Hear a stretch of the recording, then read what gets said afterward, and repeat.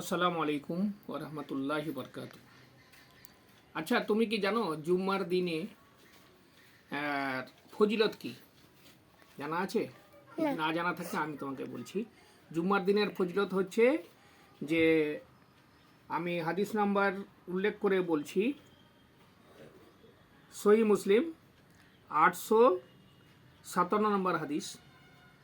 রাসূলুল্লাহ সাল্লাল্লাহু আলাইহি ওয়াসাল্লাম বলেছেন যে, যে ব্যক্তি সুন্দরভাবে উজু করে তারপর জুম্মার নামাজে আসে এবং মনোযোগ দিয়ে খুতবা শোনে আর চুপ করে বসে থাকে, আর তার গুনাহ কি হবে?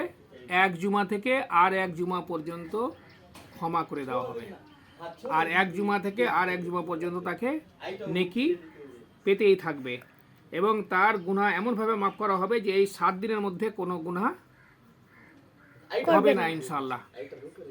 এ হচ্ছে জুমার দিনের কি ফজিলত। তাহলে আমাদের কি করা উচিত?